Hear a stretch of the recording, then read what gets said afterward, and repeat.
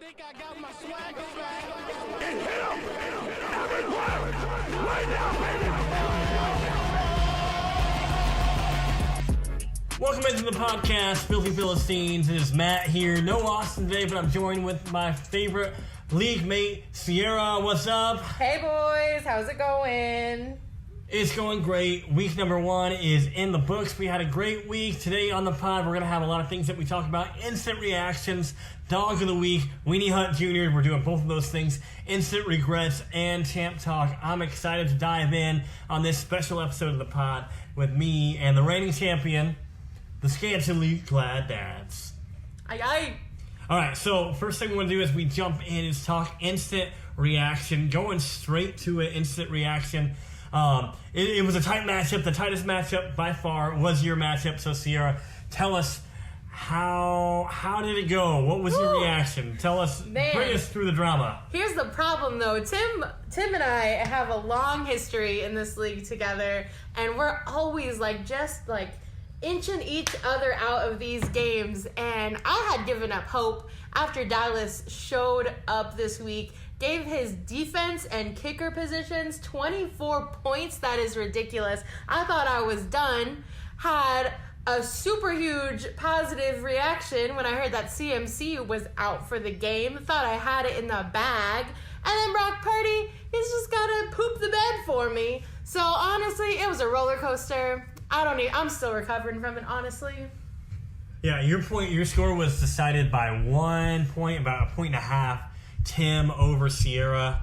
Brutal loss, but here's the instant reactions, or rather the results of the week. I bested Scotty Too Hottie. Tyler beat Tivich. Austin Tate beat George Costanzas. Tim beat Sierra. And Alton beat Landon. My eyes was on the Austin Bowl, though. That was to see who was the best Austin in the league. We discovered it. It was Austin Tate. With a whopping 116 points, dominated in a pretty sad matchup. But hey, kudos to Austin Tate. And we're going to go ahead and give a big thumbs down and boo to Austin. All right, Sierra, let's talk about a matchup that was good. Let's talk about a player who was great. It's time to bring back the segment everyone loves, the segment that everyone wants to be, the Dog of the Week. Dog. Dog. He's a dog. Man, dog is a dog. All right. I always hate to say it, but Dr. Chance was the Dog of the Week. He had a big boy game, 182 points. Give it up for Jaden Daniels. Got A.J. Brown, Tony Pollard, my boy. 17 points from the defense. He had just an all-star type of game. That's what you want to see. Week 1 coming in hot. Let's see if he can do it again.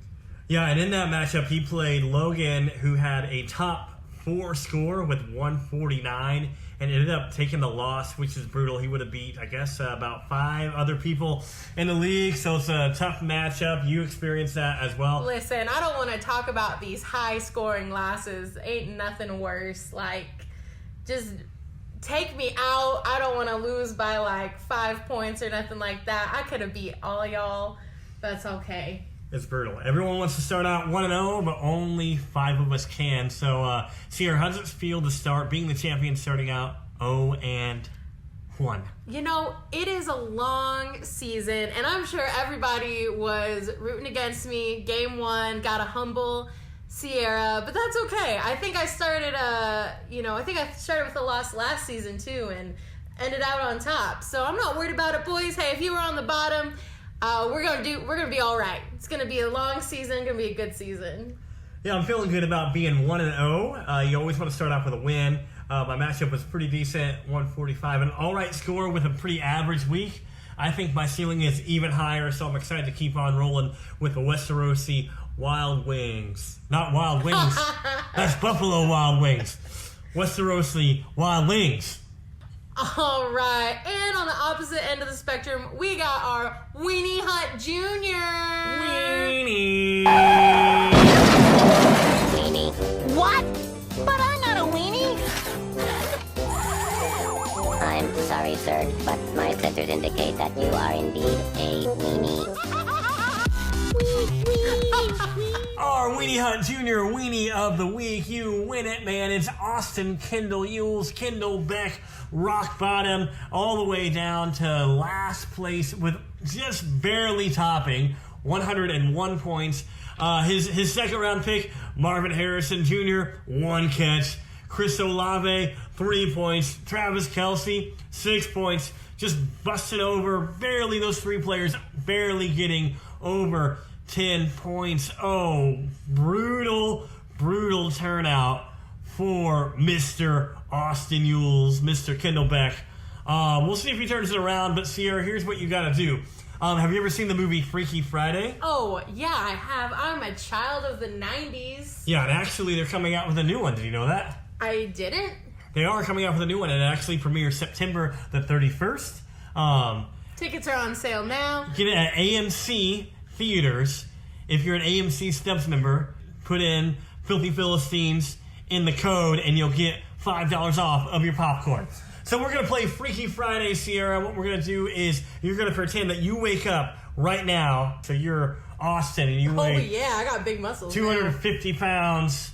But you're stuck with his terrible team. Oh, no. So what are you doing right now to turn around Austin's team? Are you working a trade? Are you picking someone up on the waiver wire? What is your master plan to make week 2 better than week 1? Now, see, here's the deal. When you're looking at Austin's team, I mean, the first thing I would do would just be getting some of my bench players in the action and taking those little baby boys off my roster for a week or two. Let's see how they do.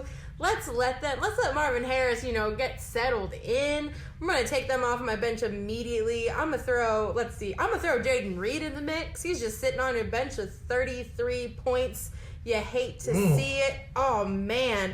Even Kyle Pitts scoring higher than Travis Kelce. I mean, you never know. It might have just been a bad matchup, but I'm going to take some of those young boys off of my roster and just see what the rest of my team can do. I don't think it's time to stress. I think we just got to shake it up a little bit. Shake it up. Yeah, give them some time to get comfortable on the team. Don't just throw them out there. Yeah. They're nervous. They're young boys, Baby Austin boys. loves them. Just take care of those guys, Austin. I like the advice. I like it.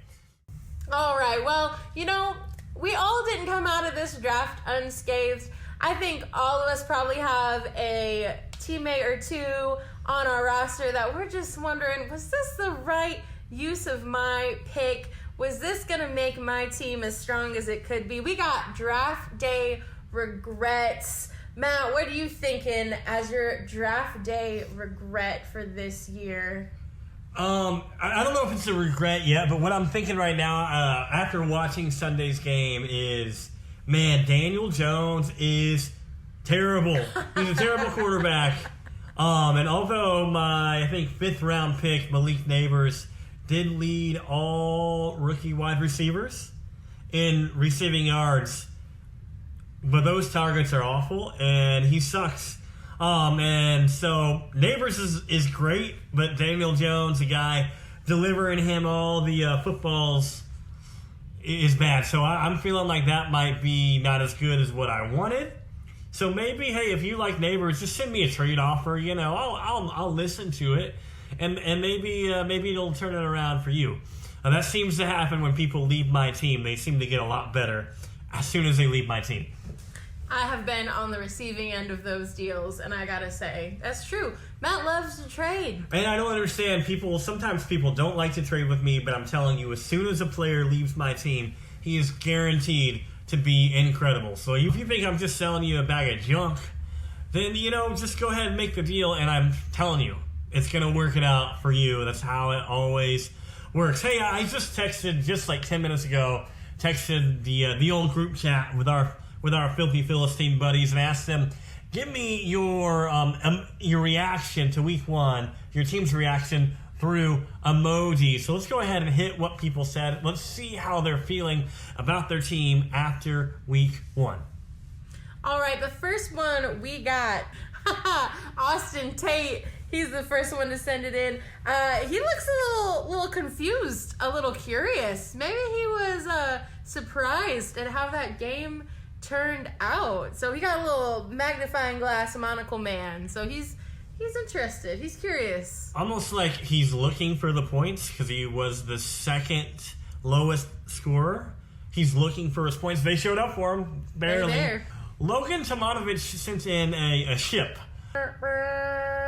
Which I don't know. I mean, maybe that means championship. Maybe that means sinking ship. Maybe that means his ship has sailed. Yeah, any of those things are up for debate. You're an enigma, Tivich. An enigma.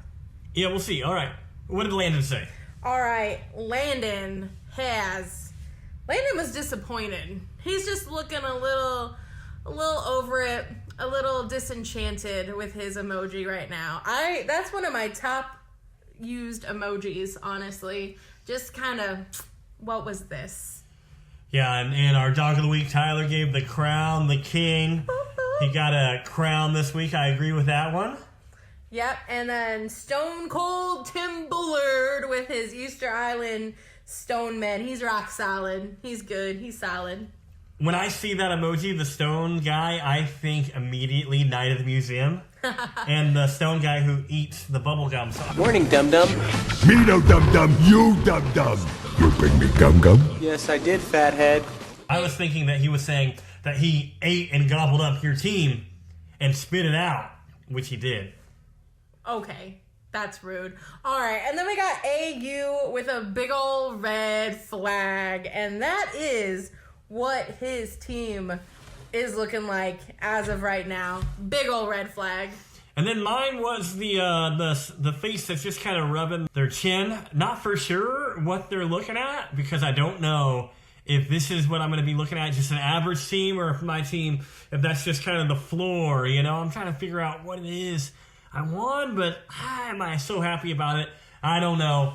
Well, anyways, hey, we went long enough. It's going to be a short episode today, but I want to make sure we end with a good old time. It's Sierra's time. Spotlight's on her. Everyone else is muted. Mike's muted now. Introducing your champion. All right, in the words of the Kansas City Chiefs owner, Taylor Swift, I was screaming, crying, throwing up during that game, and everybody knows it. We're going to talk about it probably for the rest of the season, just how bad that game was for me. But you know what? At the end of the day, I can't really be mad at my friend Tim, because just like Matt Porey and me and Austin Tate, Tim Bullard loves the Cowboys, and I can't hate on another Cowboys fan. Those boys got him 24 points. They showed up for their buddy Tim. And listen up, Tim, we got you a Micah Parsons jersey on the way, care of the Filthy Philistines. You're invited to the next trip to Dallas with Matt and I. Man, welcome to the fan club of the Dallas Cowboys. You know, Tim loves that big old Cowboy defense. Whoa! Oh my goodness. There it is. There it is. Tim, just welcome to a land of misery. 30 years of disappointment. You're welcome. Join the club, my friend. All right, Sierra, we have 5 1-0 teams. Can you pick one team that you know next week is going to turn their team into 2-0? Listen, I gotta go with my best buddy, Dr. Chance. I think he's got it in him this season. I think this is his season. Well, besides me, there's going to be another team, and that's going to be Big Al and the Bears out in Moreland. Jags to Riches is going to go 2-0. Hey, Sierra, thanks for joining me on the podcast. I had no choice. Austin will be back. We're excited to have him back. Sierra and I are about to go watch a show. It's going to be great. Sierra, give him a final word. I love you. Peace.